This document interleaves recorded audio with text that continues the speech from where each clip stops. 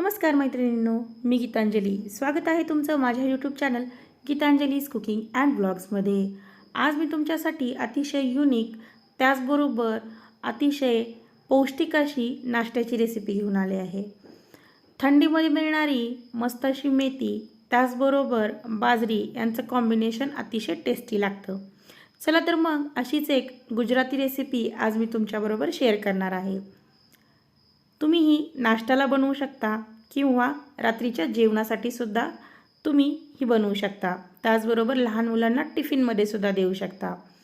इथे मी 1 वाटी एवढं बाजरीचं पीठ घेतलेलं आहे. त्यामध्ये मी इथं 1 वाटी बारीक चिरून घेतलेली मेथी घेतली आहे.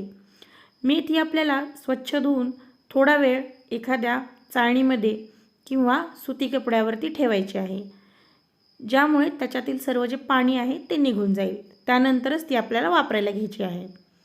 इथं मी भरपूर अशी कोथिंबीर घातली आहे. त्याचबरोबर मी इथं हिरवी मिरची, अद्रक यांची पेस्ट टाकून घेतली आहे. गुजराती रेसिपीमध्ये शक्यतो लसूण खात नाहीत, त्यामुळे मी इथं लसूण वापरलेला नाही आहे. तुम्ही लसूणसुद्धा नक्कीच टाकू शकता. इथं मी 1 चमचा एवढा ओवा घेतला आहे.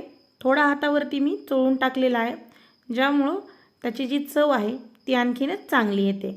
त्याचबरोबर अर्धा चमचा एवढं मी इथं जिरे टाकलेले आहेत. अगदी घरातील बेसिकच सामान आपण यामध्ये वापरणार आहोत. इथं मी 1 चमचा जिरेपूड त्याचबरोबर 1 चमचा धनेपूड टाकून घेतलेली आहे. इथं मी अर्धा चमचा एवढा गरम मसाला टाकून घेतला आहे. हा किचन किंग मसाला आहे. तुम्ही तुमच्या आवडीचा कुठलाही गरम मसाला वापरू शकता. या रेसिपीमध्ये आपण पाण्याचा वापर करणार नाही आहोत, त्यामुळे तुम्ही प्रवासामध्ये अगदी 3 ते 4 दिवस हा नाश्ता घेऊन जाऊ शकता. इथे मी चवीनुसार मीठ टाकून घेतलं आहे. आता हे सर्व आपण व्यवस्थित मिक्स करून घेणार आहोत. यामध्ये पाणी आपल्याला अजिबात घालायचं नाही आहे. पाणी न घातल्यामुळेच आपला हा नाश्ता 3-4 दिवस अगदी छान असा राहतो. इथं मी 1 चमचा एवढे तीळसुद्धा टाकलेले आहेत. याचा रंग छान यावा यासाठी आपण इथं अर्धा छोटा चमचा एवढी हळदसुद्धा टाकून घेणार आहोत. गुजराती कुठलीही रेसिपी म्हटलं की हलकीशी गोड असते, त्यामुळं इथं मी 1 चमचा एवढं गुळाचं पाणी करून घेतलेलं आहे. ते पाणी मी यामध्ये टाकून घेतलं आहे. तुम्हाला गोड आवडत नसेल तर तुम्ही हे स्किप करू शकता, पण या रेसिपीची जी हलकीशी आंबट व गोड अशी चव आहे ती खाण्यासाठी अप्रतिम लागते. त्यामुळं मी तुमच्याबरोबर अगदी पारंपरिक अशी ही पद्धत शेअर करत आहे. इथं आता आपण 1 मोठा चमचा एवढं तूप घालून घेतलेलं आहे. तुपाऐवजी तुम्ही इथं तेलसुद्धा वापरू शकता, पण तुपामुळे बाजरीची चव अगदी अप्रतिम लागते. त्याचबरोबर ते खूप छान व खुसखुशीत असे आपला नाश्ता तयार होतो. आता आपण हे सगळं मळण्यासाठी इथं दही वापरणार आहोत. दह्याऐवजी तुम्ही ताकसुद्धा वापरू शकता, पण दही फ्रेश असावं, त्याचबरोबर खूप जास्त आंबटसुद्धा नसावं. आपल्याला इथं फ्रेश दह्याचा व हलक्याशा आंबट दह्याचा वापर करायचा आहे. तुम्ही ताकसुद्धा वापरू शकता किंवा तुमच्याकडं मठ्ठा शिल्लक राहिला असेल तर तो मठ्ठासुद्धा तुम्ही यामध्ये नक्कीच वापरू शकता. त्याची चवसुद्धा अगदी छान अशी लागते. इथं मी एकूण 4 चमचे एवढं दही घातलं आहे. या दह्यामध्येच आपल्याला हे पीठ व्यवस्थित मळून घ्यायचं आहे.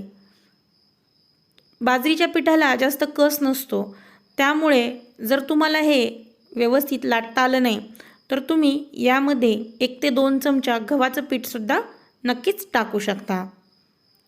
पण मी इथं आज गव्हाच्या पिठाचा वापर केलेला नाही आहे. मी हे अशा पद्धतीनेच मळून घेतलेलं आहे. तुम्ही बघू शकता मी हे पूर्णपणे दह्यामध्ये व्यवस्थित मळून घेतलेलं आहे. याला आपण 2-3 मिनटं व्यवस्थित मळून 10 मिनटासाठी आपण हे झाकण लावून ठेवणार आहोत. तोपर्यंत पीठ आपलं व्यवस्थित मुरलं जाईल. बाजरी, मेथी थंडीच्या दिवसामध्ये आपल्या शरीराला भरपूर पोषक मूल्य देत असतात, त्यामुळे आपण बाजरीचा वापर थंडीमध्ये नेहमीच करतो. त्याचबरोबर मेथीसुद्धा थंडीच्या दिवसामध्ये अतिशय छान अशी मिळते. ही रेसिपी तुम्ही एकदा बनवली तर थंडी आहे तोपर्यंत नक्कीच तुम्ही ही रेसिपी बऱ्याच वेळा ट्राय कराल, अशी या रेसिपीची चव आहे। तुम्ही बघू शकता आपण पीठ मळून घेतलेलं होतं। आता त्याचे मी असे छोटे छोटे पेढे बनवून घेते। तुम्ही सर्व पेढे एकदाच बनवू शकता किंवा एक एक बनवून सुद्धा लाटून घेऊ शकता। इथे मी सर्व पेढे एकदाच बनवून ठेवले आहेत, ज्यामुळे हे लाटायला थोडेसे सोपे जातील। थोडंसं इथं मी गव्हाचं पीठ घेतलेलं आहे, कारण बाजरीचं पीठ हे जास्त चिकट नसतं, ते लगेच पोळपाटाला चिटकतं। त्याचबरोबर तुम्ही बघू शकता याचे जे काठ आहेत ते चिरल्यासारखे दिसत आहेत। तुम्ही हे असंच सुद्धा भाजू शकता किंवा ज्या पद्धतीने मी इथं एका डब्याच्या झाकणाचा उपयोग करून याला असा गोल आकार दिला आहे, अशा पद्धतीने सुद्धा तुम्ही गोल करून घेऊ शकता। यामुळे आपले हे जे बाजरीचे ढेबरे आहेत ते खायला व दिसायला छान दिसतात। हे एक्स्ट्राचं उरलेलं जे आहे ते तुम्ही राहिलेल्या पिठामध्ये मिक्स करून घेऊ शकता। हे बाजरी आणि मेथीचे जे ढेबरे आहेत ते हलकेसे जाडसर असेच लाटले जातात। तुम्ही बघू शकता यामुळेच हे खायला खूप चविष्ट लागतात। यांची जी चव आहे ती अतिशय वेगळी लागते। तुम्ही या थंडीमध्ये हा पदार्थ नक्की करून बघा व तुम्हाला हा पदार्थ कसा वाटला मला कमेंट करून नक्की सांगा। तुमच्या कमेंट्समुळे मला काम करायला आणखीनच उत्साह येतो, त्यामुळे एक छोटीशी कमेंट नक्की करा।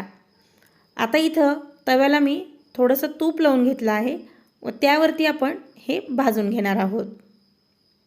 तुपाऐवजी तुम्ही तेलाचा सुद्धा वापर करू शकता, पण याच्याबरोबर तुपाची जी चव आहे ढेबऱ्याबरोबर ती अप्रतिम लागते।